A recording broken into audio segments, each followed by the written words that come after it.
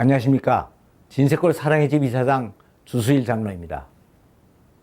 창세기 2장 24절의 말씀을 보면 이러므로 남자가 부모를 떠나 아내와 연합하여 둘이 한 몸을 이룰지로다 라는 말씀이 있습니다. 이 말씀은 하나님께서 아담과 하와를 결혼시켜 주시면서 그들에게 주례사로 직접 하신 말씀입니다. 그래서 이 말씀 속에는 행복한 결혼 생활을 위한 중요한 원리들이 다 들어 있습니다. 그런데 이 말씀을 보면 가장 먼저 부모를 떠나라는 말씀이 나옵니다. 그래서 여기서는 부모를 떠나라는 말씀은 어떻게 하라는 말씀이고 또 어떤 면에서 어떻게 부모를 떠나야 하는가 하는 것들에 대해서 한번 생각을 해보겠습니다. 많은 사람들이 부모를 떠나라고 하는 것은 결혼하면 공간적으로 부모를 떠나서 따로 살라는 말이고 부모에게는 불효를 해도 어느 정도 용납이 된다는 말씀으로 오해를 합니다. 그런데 부모를 떠나라고 하는 것은 단순히 공간적으로 떠나서 살림을 하라는 말이 아닙니다. 자녀의 입장에서는 인격적으로, 정서적으로, 경제적으로 부모로부터 완전히 독립을 하라는 것이고 부모의 입장에서도 자녀를 이렇게 독립을 시켜 떠나보내고 그 후에는 자식이라고 할지라도 인격적으로 대우를 해 주어야 된다는 말씀입니다. 그러면 자식이 인격적으로 부모를 떠난다는 것은 무엇을 의미하는 것입니까? 자식은 어려서는 많은 시행착오를 하게 돼 있고 또 부모 밑에서 많은 주의를 받으면서 자라게 됩니다. 그래서 부모들은 자녀가 큰 다음에도 자녀들을 어리게 보고 인격적으로 대우하지를 않고 이래라 저래라 하면서 많은 주의를 주고 간섭을 하게 됩니다. 그런데 이것이 바로 자녀를 인격적으로 대우하지 않는 것입니다.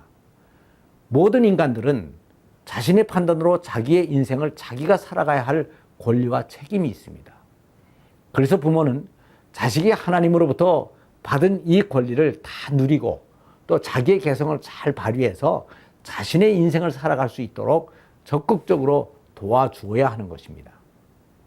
그런데 대부분의 부모들은 그렇게 하기보다는 자식을 보호한다는 미명하에 자신의 욕심과 가치관을 자식들에게 강요를 하게 됩니다. 근데 그것이 친자식의 경우에는 그래도 어느 정도 이해를 하고 받아들이게 됩니다. 그러나 사위나 며느리일 경우에는 달라집니다. 고가울 수도 있고 이해가 안 되고 섭섭할 수도 있는 것입니다. 그러므로 부모는 자식이라고 할지라도 성장하면 배우자와 함께 인격적으로 대우를 해 주어야 하는 것입니다. 그리고 자식이 부모의 의견보다 배우자의 의견을 더 중요하게 여기는 것도 인정해 주어야 되는 것입니다. 이것이 바로 자녀를 부모가 인격적으로 떠나보내는 핵심이 되는 것입니다.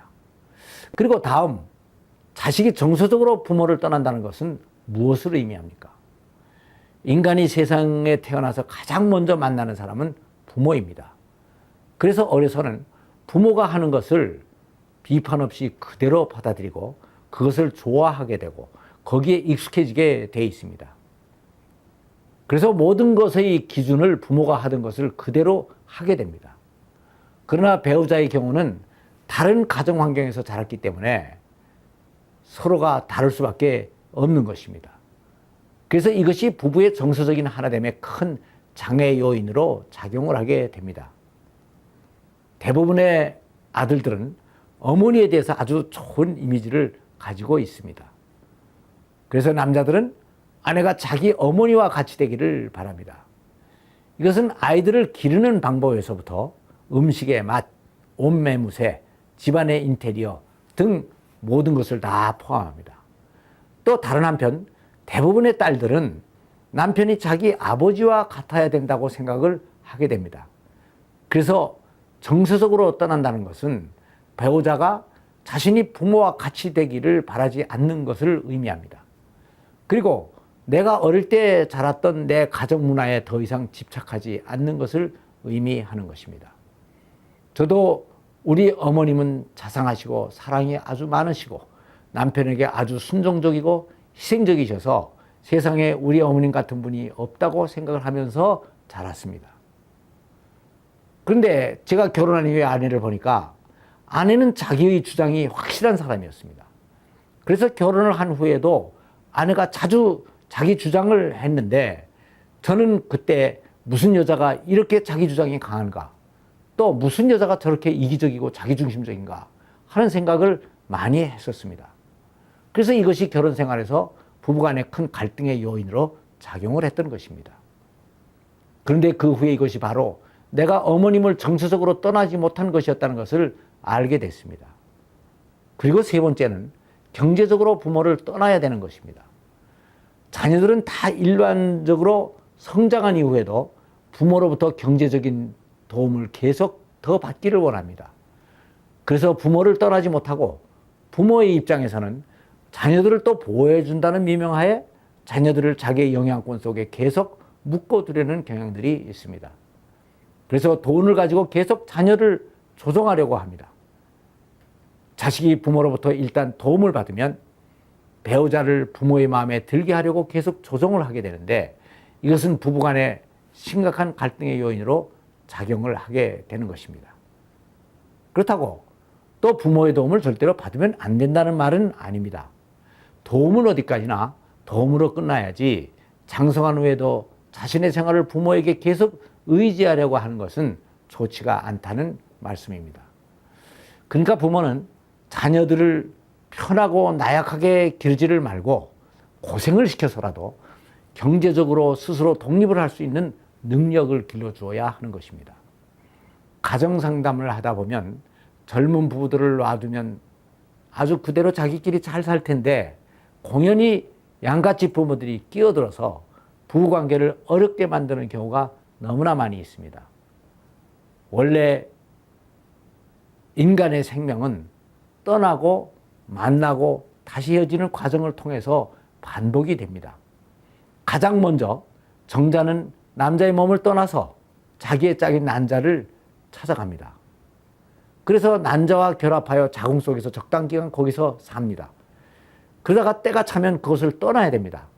그것이 좋다고 떠나지 않고 그대로 있으면 어머니도 죽고 태아도 죽는 것입니다.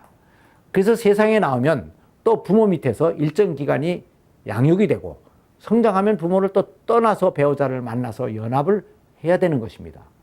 이때에도 부모를 잘 떠나지 못하면 배우자와의 새로운 연합에 문제가 생기고 행복한 가정도 이루기가 힘들어지는 것입니다. 이렇게 해서 세상에서 행복하게 살게 되지만 때가 되면 또 이 세상을 떠나야 됩니다. 그래서 신랑이신 그리스도를 만나서 연합을 해야 되고 천국에서 영원히 그분과 같이 살게 되는 것입니다. 세상을 떠나는 것이 아쉽다고 육신을 끝까지 붙잡고 있으면 그리스도와의 연합과 영생은 이루어질 수가 없는 것입니다. 이것이 바로 생명이 완성되는 과정이고 영생을 얻는 과정입니다. 이러므로 이 세상에 사람들이 태어나서 부모님 밑에서 살다가 부모님을 떠난다는 것은 단순히 효도인가 불효인가 하는 차원에서만 생각해서는 안 되고 생명의 순환 원리와 구원의 완성과 하나님의 창조의 원리에서 다시 한번 생각을 해야 하는 것입니다. 감사합니다.